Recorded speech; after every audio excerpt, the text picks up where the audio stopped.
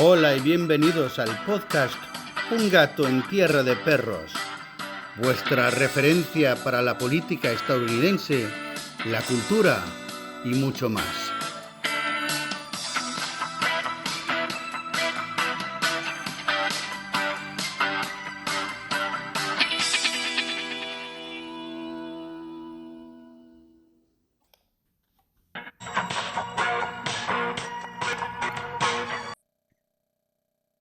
Hello, I'm Joe Magaha. Thank you, friends, for being with me for another episode of Un Gato en Tierra de Perros. Today, I have with me Global Affairs Analyst, co-founder of Ourco Incorporated, developed the Our social platform for leader-stakeholder engagement and decision-making, Mr. Jonathan Wachtel. Welcome, Jonathan.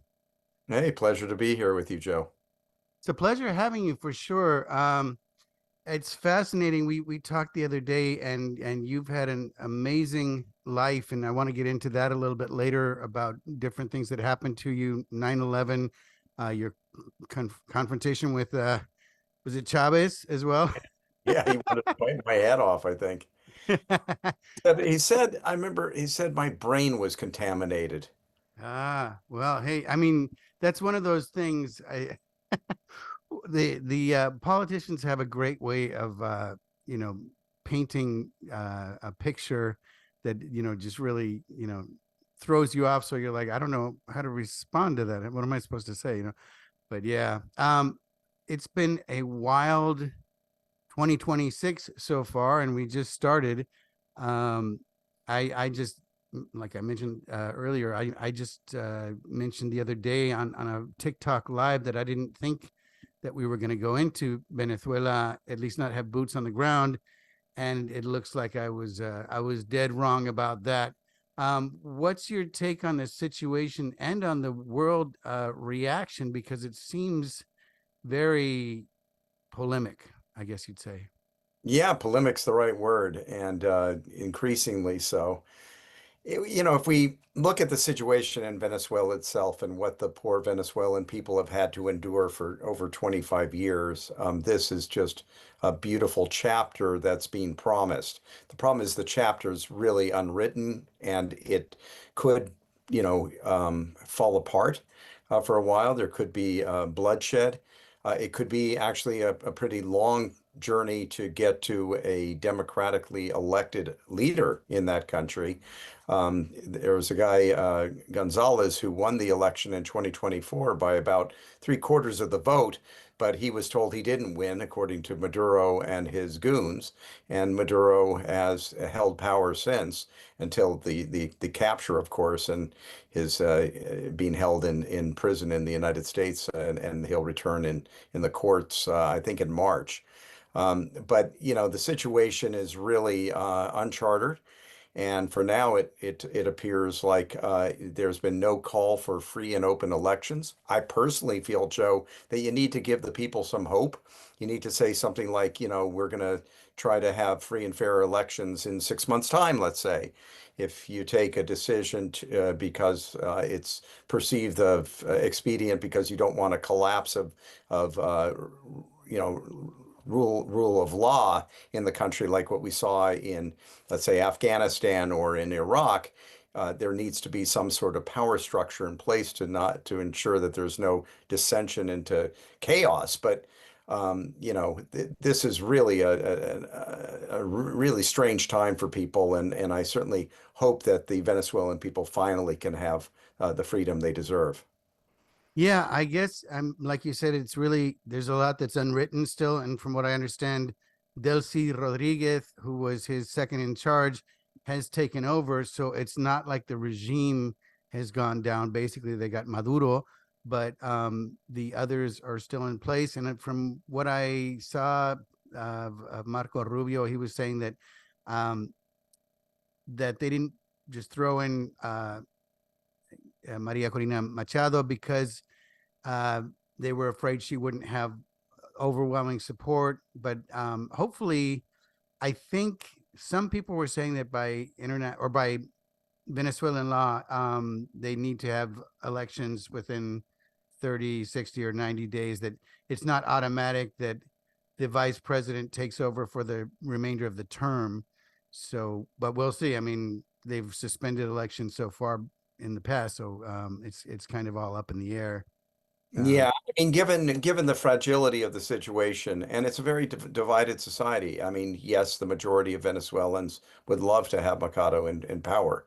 The problem is that there are droves of Chavistas, and Chavistas, as you and I both know, were accolades of Hugo Chavez, the president before Maduro took over, who set in motion essentially what has been a two-tier system in Venezuela, in which Chavistas and the generals and others within the military who supported Hugo Chavez and Maduro after that get all the attention, they get all the money, they get all the lucrative contracts, and they essentially control the society economically and, of course, militarily. And to give just the regular Venezuelan a chance at, you know, liberty and pursuit of happiness and you know, the ability to actually earn a living and live the way that we all enjoy here in the United States is just not open to the Venezuelan people, the majority. So this is really a situation that's untenable. It would be lovely to see Gonzalez or Machado in power within a couple of months.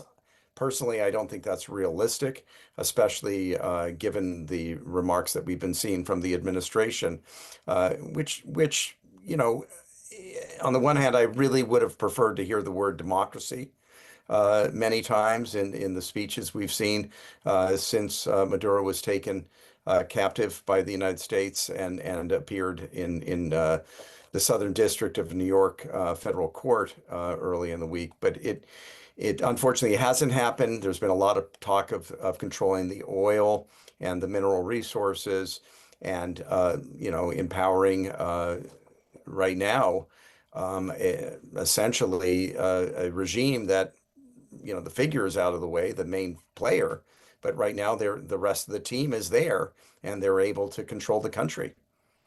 Yeah, and I mean that's the thing. Basically, I know that Venezuelans all over the world. Well, there's I think 8 million refugees spread throughout the world, and they've been celebrating. I've seen videos from Spain and from all over other parts of Latin America and even New York of families crying, watching the news, and even a woman in Paris who she videotaped herself and she said she was going to the only other Venezuelan she knows in Paris who sells arepas in this one market, and they just hugged each other and cried, you know.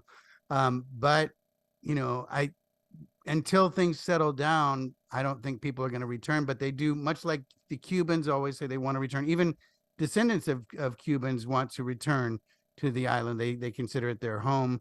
And Venezuelans, I think they want to return, and a lot of them have made a good living, have gotten wealthy in the United States and other countries. So going back might mean a resurgence. At one time, Venezuela was the richest country, one of the richest countries in the world. And it might be again, but I don't know. It depends on the power structure. It depends on how things are divided. And, you know, whenever something's socialized, they take charge of all the companies and everything else. And then once it's been nationalized, who ends up taking it back when the power structure changes, or is that even a possibility? Because I don't know what happened in Eastern Europe after the fall of the USSR. I think probably it was so long since they'd had companies that any descendants even of owners of companies were, you know, not interested, and they just had to start over from scratch. And I imagine that might be the case here because it's been, you know, 30 years, something like that, 27 years of power. Yeah, that's right. That's right. You know, I was in the former Soviet Union when it collapsed, so I got a front row view of how it works in terms of a society that suddenly finds itself without, you know, in that case, it was the rule of the Communist Party, the Politburo, when Gorbachev was pushed out, and then ultimately Yeltsin took over as the leader of that country. And it went through all sorts of strange convulsions. There was some violence, but primarily it was whoever could get hold of the government entities that were in charge of everything from telecommunications to produce to, agriculture itself, to manufacturing.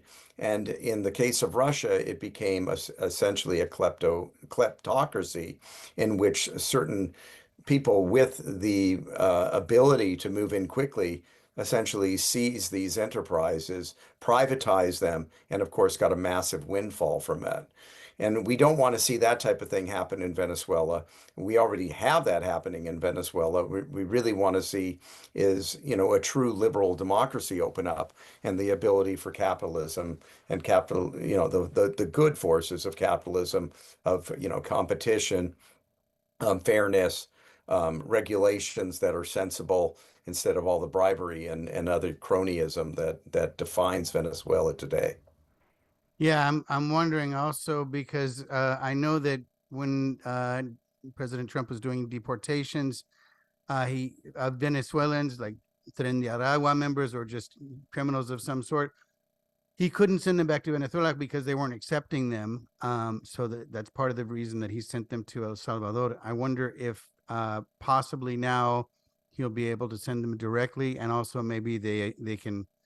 I don't know if they want to empty their jail cells and send them to Venezuela, because that would make for a rough start. Sending a bunch of, even though we don't know, we don't have a clear picture of who the people are that have been jailed and sent over there. Um, it does run the risk of kind of like you said in Eastern Europe. I mean, Russia sadly is now known for a lot of mafiosos that kind of run things by the gun, and even though it's a place that has billionaires. I mean, Yavalny was a billionaire, right? But he was also kind of I don't know. He had his shadiness as well, but we liked him because he liked us. Um, I'm wondering how it's going to be, if it's going to be just another thug society, or if maybe they'll be able to clean it up. And that makes me wonder how long we plan on being there, because we said it's not a war. We're just going to take the oil and take the raw earth and anything else that we can. Which it's funny, they're interviewing Venezuelans, and they're saying, well, you take whatever you want. I'm just glad to be free finally. But that's what the non-Chavistas are saying. So it's a Yeah, I think, Joe, we can say that if it weren't for U.S. intervention, this saga, this depressing saga of Venezuelans stuck under an autocratic rule would have continued in perpetuity. Really, they tried to get them out of the way. They had elections in which it was abundantly clear that Gonzalez won, and that wasn't good enough. They gave the Nobel Prize to the opposition leader, Machado. That wasn't enough. The world has said enough is enough, but it's not enough. And these regimes do hold on. They just hold on to power through brute force, intimidation, and manipulation. And that's where it was. So the only glimmer of hope, and look, I'm not talking about the legality of this. We're all hearing all the arguments that this, was a land, excuse me, a resource grab by the United States and illegal abduction and all that stuff. And there are arguments on both sides. But the reality is that this was the only way to break the siege, essentially, that the people have been living under. And is it replaced by another siege? Arguably, if you're opposed to this, you see it as that. But then if you're, a Venezuelan who had their property taken away from them, ended up in jail because they were an opponent to the regime and couldn't take it anymore, or worse even, some have been killed, or forced out of country. This is the best possible outcome right now and the only way to forge a future in the country. Yeah, yeah. I'm wondering, because I'm sure there have been a lot of protests against the government in Iran now, and years ago, I think around 2008, 2009, there were a lot of protests, the whole green movement, and it looked like possibly President Obama was going to do something, but then his advisors advised against it, and he let it die, which basically I think will happen again if we don't do something. So I'm wondering, do you think that our next step would be to go into Iran? They have oil too. Yeah, it's look, it's not about the irony of all this is that the United States is fossil fuel independent. We have tremendous reserves and we're as Donald Trump says, pump baby pump. I mean, that's what's been going on in the Permian basins of Texas and the shale oil and all the other stuff. I mean, there's just a lot of oil here. Yes, we import Venezuelan oil through Chevron. But do we really need it? It only represents 1% of the oil supply in the world, 4% of China's. But it matters. But the world already has a lot of oil. There's an organization called OPEC that, all these petroleum producing countries belong to. And there's just we're flooded with it. So, the important thing I think for Venezuela would be to try to figure out a way to diversify their economy. Yes, you're going to continue with the oil, and yes, there's gold and a lot of other mineral resources, including rare earth minerals, which are really the hot prize these days, given China's dominance, 70% controlled by China, and certainly it's a national security issue for the United States. But move into other areas for Venezuela, whether it has to do with agriculture, bring back the tourism the way it used to be 25 years ago. They're smart people, very, very evolved. I've been to Venezuela. I don't know whether you have, but it's a very sophisticated country in many ways. And Caracas is a bustling city with public transportation and electricity and all that. It's not a backwater. Has it lost a lot of its prestige because of these 25 years of mismanagement? Yeah, sure, indeed. But it can be a vibrant economy again, for, handling everything from tech to manufacturing and all the rest in between. Yeah, that's what I was thinking. Tech would probably be a better bet. I mean, they need all of it, agriculture and tourism. But I was born in Spain, which depends primarily on agriculture and tourism to survive. And they had a lot of factories at one time, but they don't really have the booming technology that they need. Ireland had it for a while. I don't know how the tech scene in Ireland is anymore. I know they had kind of a boom and bust at one point, but I think that in order to really get the economy going, they will need to diversify and they will need to focus on technology because that's the only way they can compete with other countries at this point, I think, Right. especially since they're going to most likely be cutting off the supply of cocaine, etc. So just like Colombia, you have to find a new way of getting money into the country. A new product, I guess is. That's right. And Joe, you mentioned Iran and the interconnectivity between Iran, Cuba, Nicaragua, North Korea, even Russia, China. All roads were leading to Caracas in a way. So what's shifted here does in fact affect all of the countries who have uh, played a polarizing role in geopolitics, anathema to everything the United States has wanted and Western, liberal democracies across Europe. So this is I don't know whether you agree with me, but in terms of a domino effect. I would think, and Donald Trump himself said this, that Cuba's on very shaky ground. The Venezuelan regime has been supporting Cuba with its fuel needs and resource needs and propping up that government. And they've essentially ended up in a situation in which that umbilical cord may be cut very Yeah. rapidly. And then they're on their own and floating. And there are a lot of Cubans running around Miami and other parts of the world, including Ted Cruz, Senator Cruz in Texas, and others who would love to see that Fidel Castro initiated regime go down in smoke and have that island liberated as well. And then, of course, Iran has enjoyed a lot of mineral resources and collaboration with both the Chavez and Maduro regimes, and been essentially a wonderful trading partner and a team member at the United Nations, voting on various resolutions and agenda items across the UN system that were supportive of one another. It's been a block of nations that have been an irritant to Western nations and democracies. Yes, yeah, and I think um, uh, one of the reasons Marco Rubio pushed this so much is because he's Cuban and he was a big part of spearheading this movement. There is some talk that Israel was somehow involved in the decision making, or they were pushing for this. Do you know? Have you heard anything about that, or what are your thoughts there?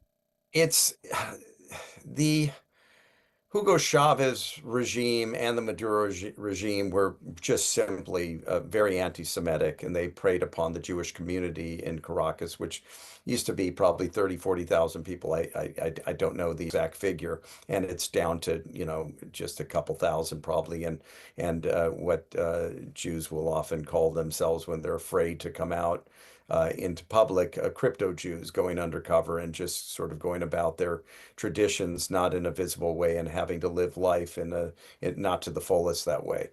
Um, there has been this virulent anti-Israel position in the country, largely because the countries that I've named have had a very adversarial relationship with Israel, because they perceive Israel as a nation that's been on the front line of the Cold War, a flashpoint between the West and the East, or communist regimes or Marxist regimes.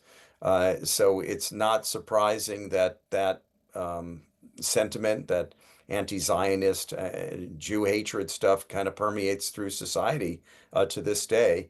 And certainly Delcy, the now sworn-in leader, um, has been absolutely horrendous when it comes to uh, U.S. policy, certainly, but Israel too, and very much aligned with Iran and the other countries that have played a role that has been nothing but unaccommodating to the notion of Israel as a state for the Jewish people. Yeah, and I've noticed. I mean, they're saying that a lot of the people protesting in New York and in other cities are paid protesters, but they're also, they're mostly on the far left, and a lot of them are the same people that were protesting against the treatment of the Palestinians.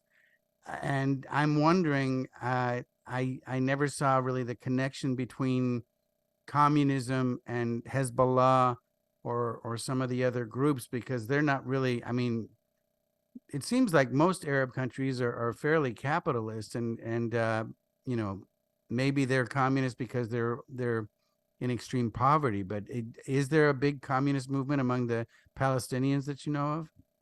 It's not, I mean, the Popular Front for the Palestinians and some other organizations were Marxist in orientation.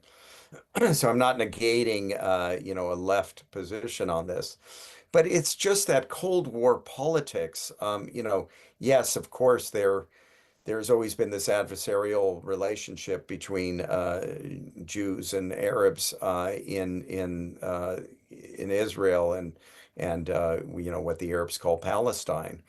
But in terms of this Marxist thing, that's all part of what developed and matured, if that's the right word. I would call it kind of a calcification that happened at the United Nations and globally, in which you had these sides that were just established between the adversaries of the Cold War.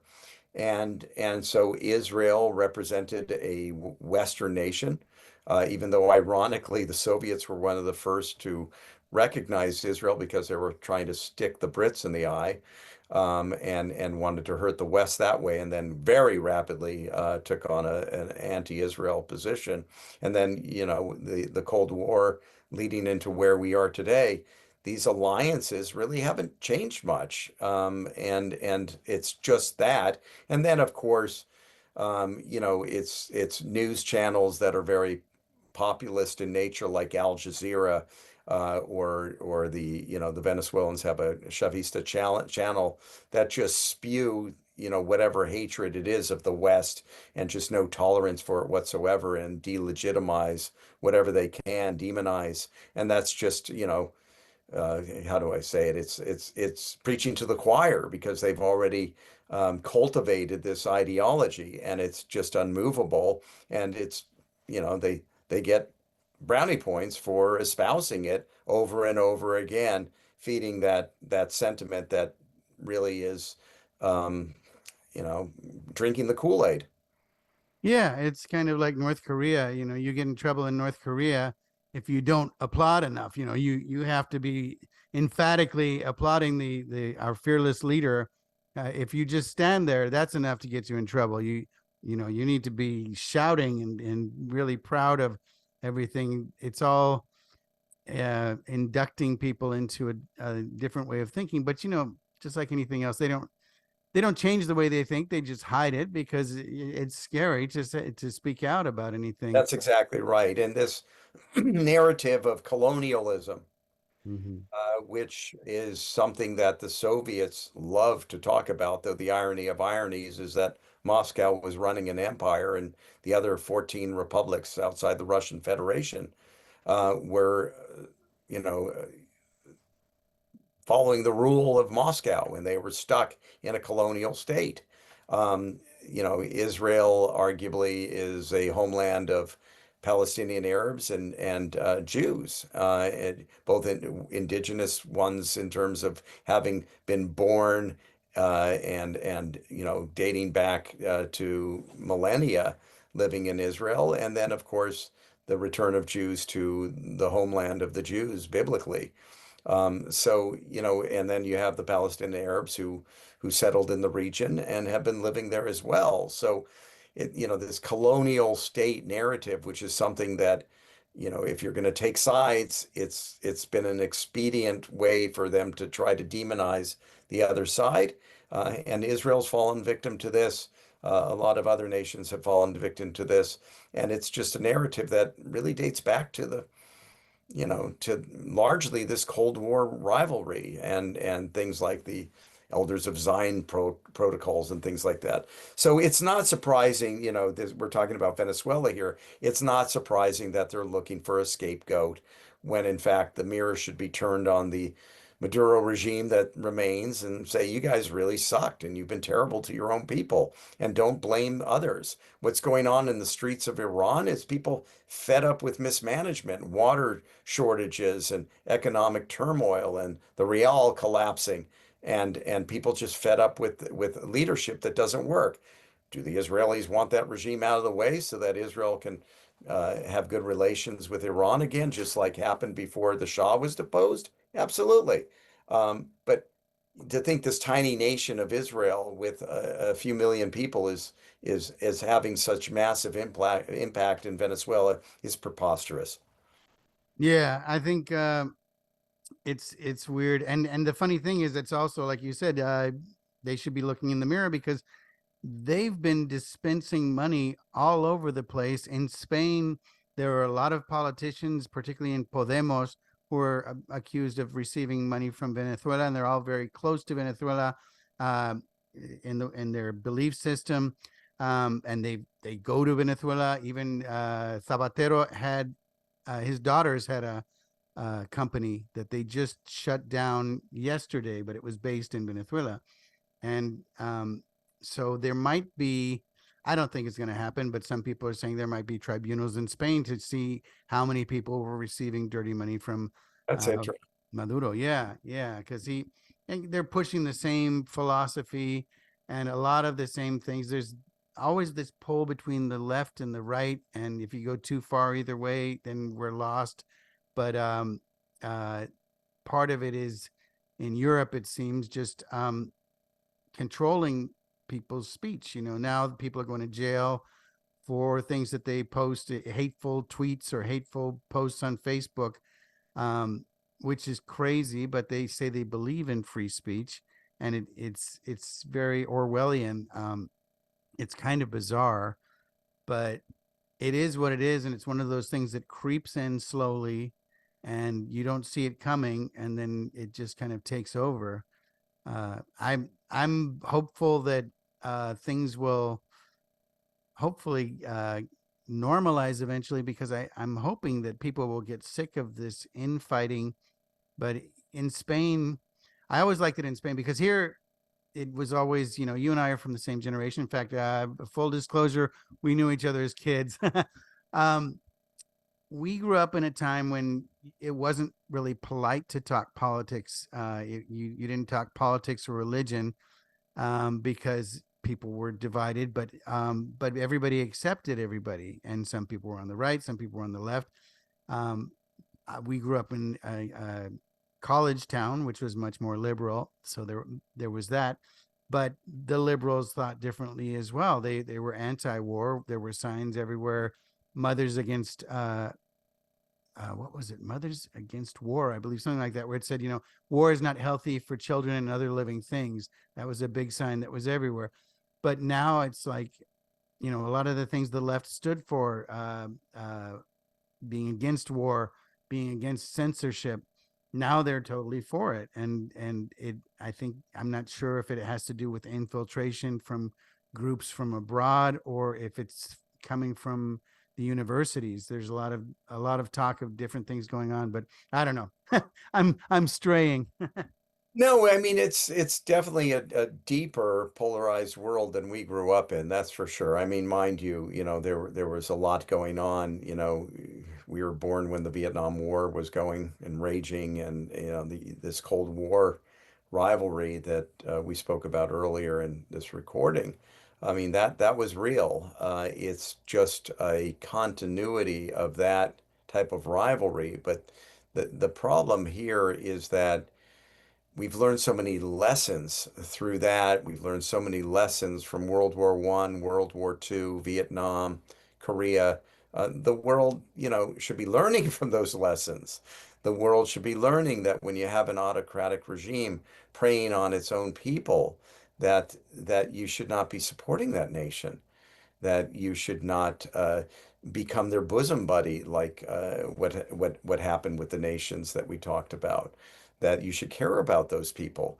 The problem is, certain people are benefiting from that relationship, and that's it.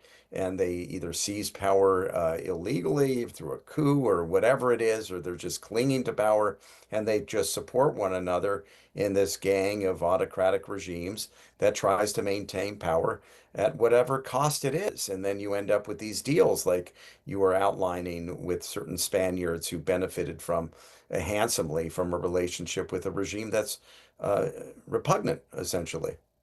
Yeah, Pablo Iglesias. I'm not sure if you're familiar with him. He's the one with the. He used to have a ponytail for a long time, so they would nickname him Coletas, which means coleta, which means ponytail. But he's kind of a what they call like a limousine leftist. He has three houses. He lives a life of luxury, but he's always talking about seizing power and seizing control of everything. And he's kind of out of power now, I believe. I mean, he was a professor. He was a college professor as well, and but both him and his wife are very active in politics in Spain, and they're still, I think, receiving a lot of money from, or they were from Venezuela. So it's kind of crazy. I noticed, and we talked about this once before. When we talked privately, you're able to hold in your cough, but you did cough once during our discussion. I know you got that cough through from 9/11. You want to tell that story a little bit? I know it was very traumatic for you. I mean, now you got me thinking about it, so I'm conscious. Sorry. But thanks a lot, Joe. No, I mean, I don't need to talk much about it. When the towers came down, unfortunately, I didn't outrun the debris cloud from the first tower, and it was enveloped by all that gook. And it was so intense in terms of its thickness that all sounds disappeared. We heard the emergency vehicles, obviously, when the towers were on fire. And I had no oxygen and I was suffocating. It was pitch black, and all I could hear was my own pulse and heartbeat. And I was desperately trying to find a way to find air. And so, in darkness, utter darkness, and it was broad daylight, of course, but it was darkness there. I managed to find a doorway on the south side of the street I was on and fell into a lobby, and that saved my life, essentially. But the unfortunate thing is, I was suffocating. And as a result of this, I hurt my body, and I'm part of what's called the World Trade Center Registry. So I have to go for annual checkups, and I've had some health issues. That have had to be addressed, and I've lost a lot of colleagues to lung cancer and other ailments. And it's just a sad fact. And I'm not a big fan of Osama bin Laden. Let's put it that way. Right, I can imagine. Um, and you've also traveled quite a bit to war zones in different areas of the world, um, but you don't seem.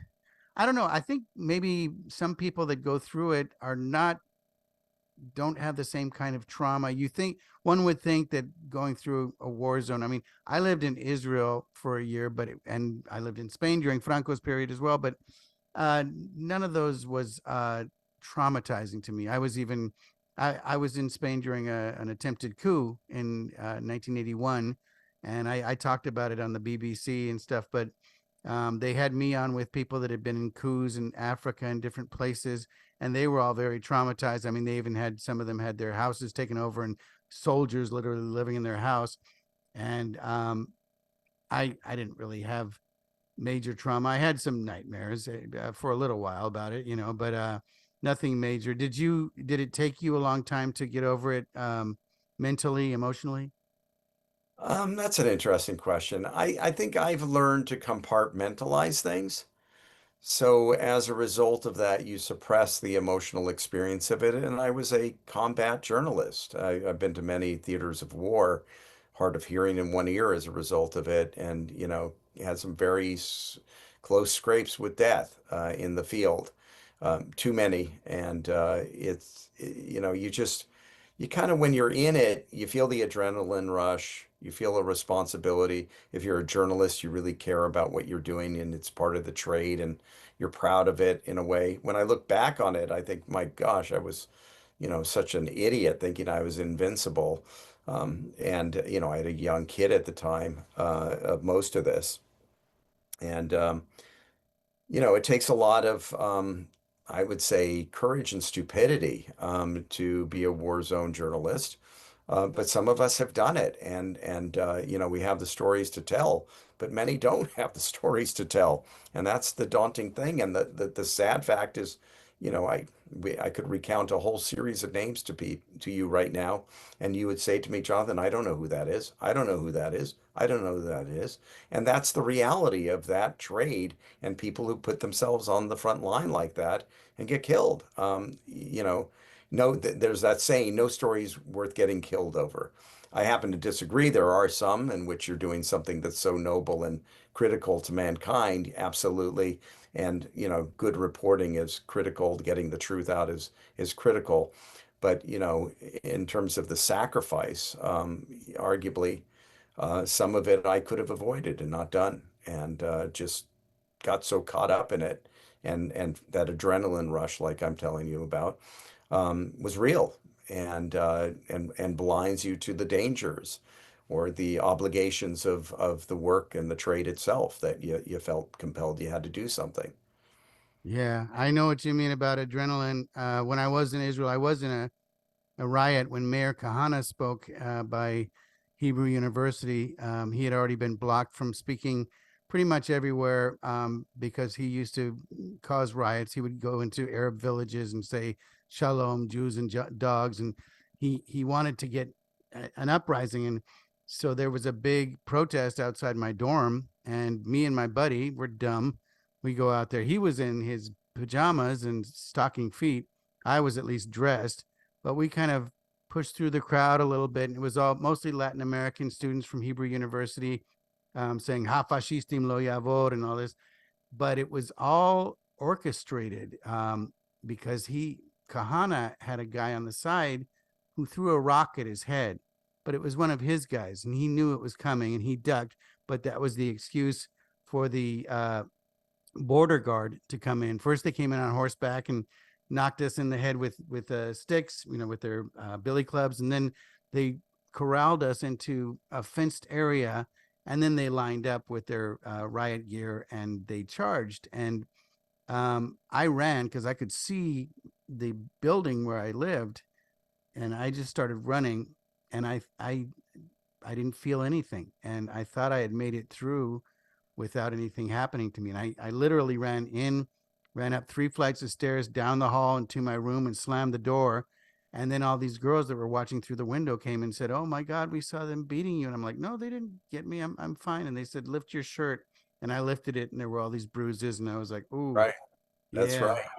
That's right. So, you do things without knowing it. I chipped my tooth at one of the front lines. I just didn't know. I showed up and said, "Hey, Jonathan, you're missing a portion of your tooth." And I'm like, "What are you talking about?" And I look in the mirror and there's a good chunk of my tooth missing because I obviously bit down doing whatever it is. Or, in Afghanistan, I had to scale a adobe wall. They farm with these adobe walls, and the Taliban were coming and they were closing in on us. And I had to get on the other side of the wall.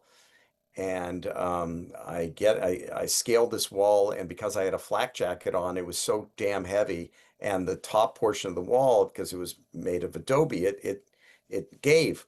And I mm, fell like the mock turtle right on my back, yeah, right within the ability of the Taliban to get me. Thank God, I didn't make noises and I could hear their voices really close, but there was, a field of opium actually and some other stuff growing there. And somehow I avoided capture for the grace of God or whatever. And then I got up and, through the fear of that, I was winded by what happened, but I had bruises all over me. I had no idea. And my neck was hurt, and you just don't know. And you're right, exactly what you just said. You just get through it because you got to get through it. yeah. And I mean, I was uh I was a college student at the time, so I took advantage a little bit. I mean, the girls felt sorry for me, so I stayed in bed for a week and let them bring me soup and that kind of thing. But yeah, my mom saw it in the Jewish Journal because they literally, the captain who gave the order came and shook my hand and apologized to us and told us to stay away from these kind of events. Um, but my mom saw it and called and said, you need to come home now. And I was like, no, because finally I was like the most popular kid, after that All happening. the girls swirling around you, and then mom calls Exactly. I'm you. like, not today, mom, not today. I'm having a good time. Exactly, Yeah. mom. Just give me 2 weeks, please. Yeah, yeah. So yeah, and it is exciting being in interesting places and different places. I can see how how you got into it, and how you probably um get an itch for it sometimes when you see something happening, even though, like, I'll see a riot now and I kind of take the another street just because, yeah, I know what can happen, but at the same time I kind of, watch it. And I mean, I have friends that are younger and not the brightest as well. And I have a friend who's who sometimes watches sweeps of people being deported, and he's he could be deported, just to let you know, but he feels invincible, I think, too. So, um, it's interesting, but I get the feeling that you've probably enjoyed a lot of your time traveling as well, and meeting different people and telling these stories. Yeah, it's good and all, but at the end of the day, life is such a precious thing, and to risk it so much was just really foolish. When I look back on it, yeah, do I have a lot of stories? Yes, I do. What do I have to show for it? Stories. And we look at people, our peers, some have been great successes, some not. Some have gone out into the world and learned about the world and come back and applied that in their own world. There are so many ways to live life, and you get equal trauma from getting in a really bad bang up in your car, in a multi-car pileup or getting sideswiped. It's the same type of trauma you'll have from, like I said, falling off a wall or getting shot at. Believe it or not, it's equally scary. So, it's not that there's an exclusivity to the type of trauma or fear or adrenaline rush that comes from a car accident. I don't know if you've ever had whiplash. I mean, that's a nasty thing. That's really rough. No, thank goodness. Yeah, Yeah, I have, and yeah. believe me, I never had whiplash Mhm. in a war zone, and it's no fun. So, I don't want to exaggerate, the trauma. And you asked a very pertinent question about how you cope with it, type of thing. Um, you know, there's a lot of trauma in life, including death itself. Mhm. Yeah, Relatives and other loved ones who have passed. Life is filled with trauma. that's true. That's very true. Well, I know we're coming up on an hour almost. Um, I was wondering what your thoughts were on Ukraine, if you think we'll end that war this year, and also, are you optimistic for this year in terms of the economy, if that maybe we'll get more on track? Some things have gotten better. The market has gotten better, but not everybody owns stocks and bonds, and or cryptocurrency. Yeah, I mean, the economy is a really interesting space because Gen Zers are understanding something that our generation didn't get. That statistically, if you buy a home, let's say back in decades ago, and you buy a home, it would have appreciated by 400%. But if you own company stock that you bought at the same time, statistically, it's worth 2,000 times what you bought it if you bought the right stock, and if and you bought the house in the right neighborhood. But that's as far as it goes. So there's a better understanding in society, and that's being motivated even more by people like Dell or Ray Dalio, who have been sponsoring, giving $250 to children below the in the impoverished children to teach them about the value of owning stock.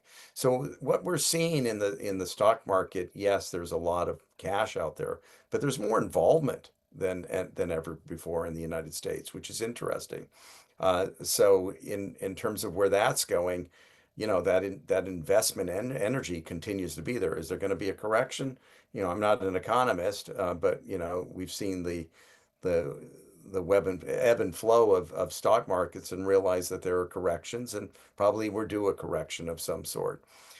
In terms of the war between Russia and Ukraine, that's an area that I ran around for 6 years. I was actually in Ukraine when the Ukrainian President Kuchma gave up the nuclear arsenal that he inherited from the collapse of the Soviet Union. I remember the euphoria in Ukraine that they were going to be a Western nation and they were free of Moscow and could chart their own course. And that, of course, scared the living heck out of anybody who believed in the former Soviet Union and certainly Russian dominance. And a person who certainly fits that description is Vladimir Putin. So I see the war continuing until Vladimir Putin decides that enough is enough, and I've got enough territory from the Ukrainians and exacted the guarantees I want that Ukraine will never join NATO, and try to convince the Europeans not to accept Ukraine as a European Union nation, and try to cut a deal in which it looks like a win-win for Putin, and that then the war probably stops, and it doesn't help that there have been policies that have enabled Putin to essentially perpetuate the war and get away with murder. Yeah, yeah. There's a lot of. I mean, that's one of those wars that really has its beginnings much before it actually started. Started around 2022, but you can go back to 2014 and Maidan and all that. Um, and there were a lot of promises that NATO made to Russia about not expanding east, and they broke, I think, 14 agreements and just kept pushing and pushing and pushing. And I'm wondering, there are different countries in that region that are all kind of arming up and getting ready. It seems like for something like Poland. I don't know what's going to go on in Poland, but they had some issues. But they've kind of isolated themselves. It seems like to a certain extent from even the rest of Europe. Much like Hungary, they're not following the rest of Europe's rules. And they're not accepting immigrants from North Africa and the Middle East like these other countries are, and they say that's why they're safe. And I mean, honestly, when I lived in Spain back in 1980, 81, it was very safe. There was I think one murder that year, and I think the most dangerous city that year was Mexico City that had like thousands, you know. But I mean, even here in the United States, you know, in our area in Pomona, the gangs would fight, and sometimes there would be 13 murders in a weekend, you know. Um, so the safety in Europe has changed quite a bit, and people are blaming that on immigrants, and there's a new xenophobia because of that. But part of it is economic. Part of it is that there are a lot of young men that are moving into these countries, and they aren't given jobs, and they're given money, and they're given cell phones, and all they do is hang out all day and harass people. Um, and they're from Muslim countries, so it's a very different culture than these Catholic countries. And they don't seem to want to integrate, but I don't know. I don't know where we're going with that, but we'll see. Yeah, we'll see. I mean, Europe's a very different place. I worked and lived in London for nearly 5 years, and constantly at one point in my life, and I've been going and coming to that country for years. It's a very different looking place, and it's a new frontier, and we'll see how it all evolves. Um, but yeah, I mean, it's amazing how quickly it's changed. That's the remarkable thing. Absolutely. Well, I want to thank you, Jonathan. I really appreciate it. I know you have a ton going on in your life, and I appreciate you taking the time. Where can folks find you on social media, or if they want to consult with you about anything or reach out to you? You can direct message me on, believe it or not, I did this, of course, before Elon Musk decided to buy Twitter. I made my handle Wachtel Tweet when you would put out tweets, and I've kept it, and maybe that's hurt me a little bit in terms of my following, but I've got a following, and I can be found there, and certainly if there's an urgency to track me down, Joe, we can talk about that as well. And you providing there goes the cough. No worries. But Yeah, and then I'm pretty visible in on LinkedIn, for instance, a direct message there if need be or something like that. You can find me too. I'm not in hiding, but then again, I'm not out self-promoting, as it were, in ways that some people do. A little bit, but not much. Sounds good. Sounds good. Well, thanks again, and best of luck for this coming year with your family. Much love to all of them, and I'm sure we'll be in touch soon. Yeah, and here's to the rest of 2026 taking shape in ways that benefit us, our loved ones, and millions of people around the globe. For sure. And to all our listeners, until next time.